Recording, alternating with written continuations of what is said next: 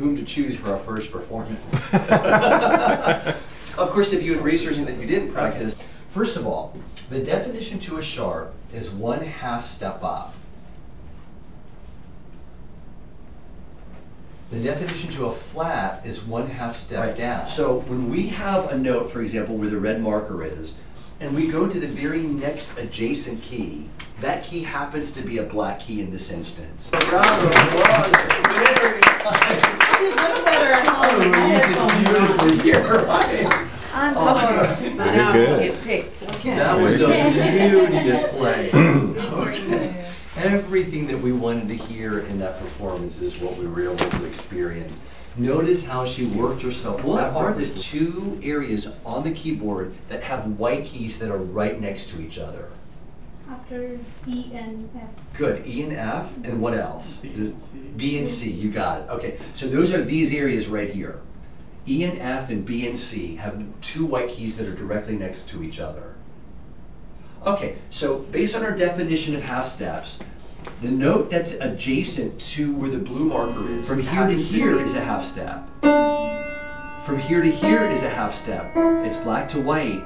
But from here to here is a half step, even though there are two white keys right next to each other. Half. This would be a whole step because there's a note in between. So this would be a whole step because from here to here would be a half. It's okay, go ahead. But this is a whole step. Okay, how about from here to here? Okay, here to here. Excellent. Here to here? Great question. That's either a whole Couple of steps. A whole and a half or something. I don't know. So you've got the idea. Excellent. Based on this definition of sharps being 1/2 step up, we can now determine the name of every single one of our black keys. If the red marker is on C, you got it. The next half step up would be your C sharp. Here's D. Say it out loud with me. D sharp. E. F. F sharp. G. Good. G sharp. A sharp. B. And C. Okay, you got it. There's a white key that has a sharp, or in some instances a flatted name attached to it based on the definition that we've got for our sharps. So, in fact, because of these two areas that have white keys that are right next to each other, we've got another area on the keyboard where a white key is considered to be another sharp. Where would that be? B sharp. A sharp. It would be it'd be another area. So we know that E sharp is also F. What other white key has a sharp name to it? It's got to be another area where there's two white keys right next to each other. You got it. Or it would be in this instance actually B, because 1/2 step up from B, which is where the blue marker is, 1/2 step up based on our definition has to be at sharp. So 1/2 step up from B is B sharp, which is where the green marker is. That note is also C. So because of those two areas on the keyboard that have white keys that are right next to each other, those are important to remember.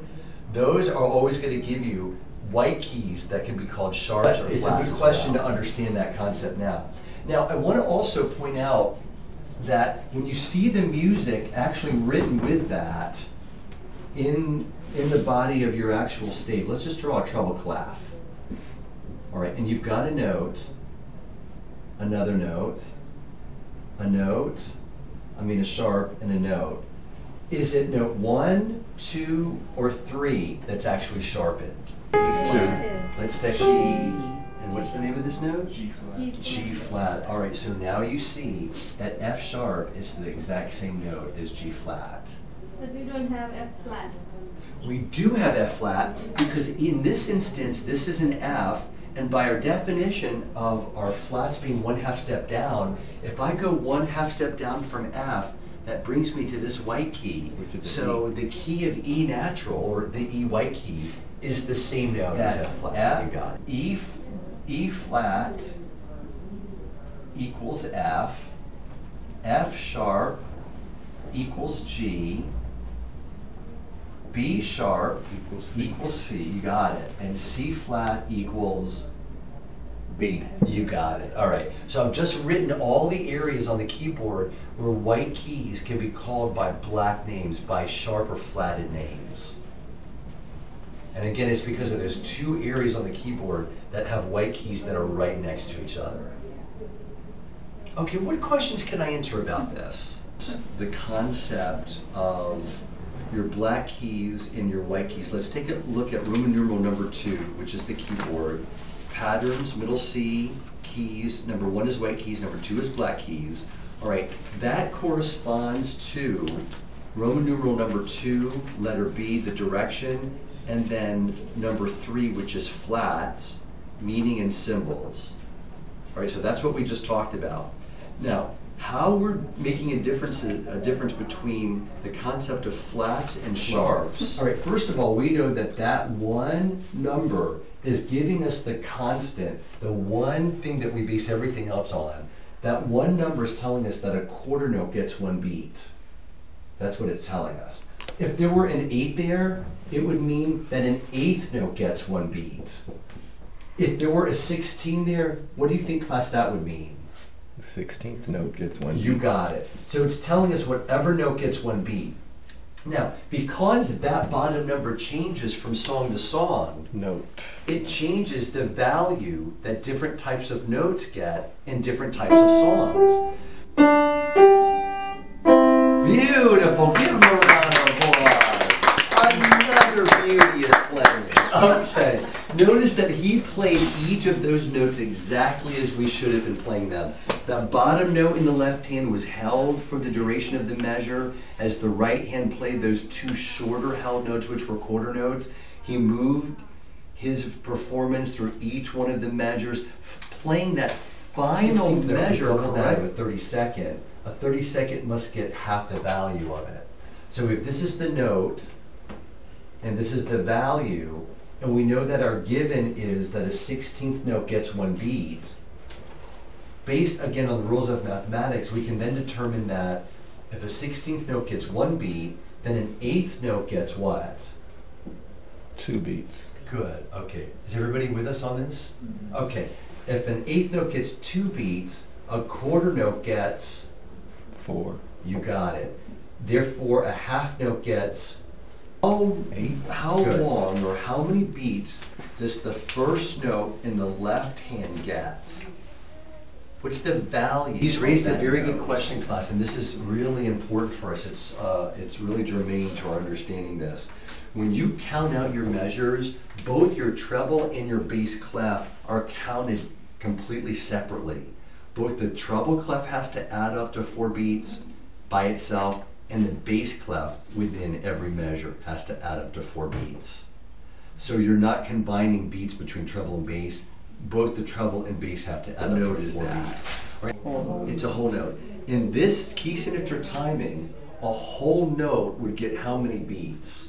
4 beats. You got it. So that's why it's the only note in that entire measure, because that one note by itself, it actually absorbs every single beat for that entire measure. So that's why you see it by itself. Now the question is, but wait a minute, what about the notes in the treble clef? We don't see any notes there. Well, that's because what we have there is something alluding to the fact that for every type of note that we have a corresponding rest. All right, let's draw those out. So if we have a whole note, we have a whole rest. If we have a half note, value as their corresponding notes. So if a whole note gets 4 beats, a whole rest will also get 4 beats. And therefore, a half rest and a half note, they both must get 2 beats apiece. That means a quarter note would get 1 beat, quarter rest would get 1, an 8th note would get a half of a beat, a half rest would get a half of a beat, a 32nd note would get a quarter of a beat, a 32nd rest would get a quarter of a beat, and a 32nd note would get an 1/8 of a beat, and therefore a 32nd note would get a 32nd rest, rather than an 1/8 of a quarter rest. Some people think it looks like a bird in flight. I thought it was a whole Yes, this rest. one. That's what I was thinking. What's that? What did you say? You said measure 1. Measure 2. So you said Measure 1, 2. Yeah, so it's line 1, measure 2. What you do is you always say like the name of the line first, and then you count out the number of measures. Okay. All right. So somebody venture a guess. What is a rest? It's the pause. What does it have both the combination of sound and silence? All notes would be playing all the time. So it's the juxtaposition of silence and note and silence and sound that actually gives you music. So the concept of silence is as important as any other concept we can have in music. In fact, there is a... I know, it's hard to justify. Luckily, I was in a position where I got a ticket for free. All right, let's take a look at your course outline. At this point, we should have covered almost everything that we needed to. All right, so we've already gotten down to Roman numeral number 3, which is reading music. Remember, under A, Master Grand Staff, all the components that comprise the Master Grand Staff are underneath that. Your bass clef, your treble clef. We've now talked about your key signature timing. Number 1, which is your numerator, 2, which is your denominator. Number 4, your key scale. That's the number of flats or sharps at the beginning of your music is your global command. We now have talked about, and then tempo, which is the final 5th element that comprises your Master Grand Staff. Then we talked about B, which are notes, C, which are your rests. You understand from early on what pitch was it whether it's an A, whether it's a B, whether it's a C. We talked about counting up scale and down scale, the antonyms and synonyms for each. Then Roman numeral number 4, which is playing applied. Okay, we briefly talked about dynamics. Now, dynamics are those things within your music that tell you to play loudly or softly. They always, for the most part, I should say, occur within the body of the music. Right? Do you see how there's an MP in the middle of this music? That MP is an abbreviation for mezzo piano. Mezzo in Italian means medium, and what I want to play, I want to have play tonight before we leave. I want somebody to play the very final finger power that I assigned from last week, and then I want somebody to come up and play Raindrops, which I've got the copy up here already for you. Remember, you're going to have to apply all the things that we've talked about up to this point, and including your rests and your sharps. And then I want the third and final person to come up to play any finger power that they'd like. This song, and this is now strictly voluntary. If you want to show me some of the work that you've done this week, please come forward. I know we're running a little bit over tonight, but bear with me. We'll go right into the review for the exam, and then we'll call it a night. Okay. All right. The examination will be comprised of 3 sections. The first section is a time note identification. Thank you for your good work this week. Congratulations on successful playing.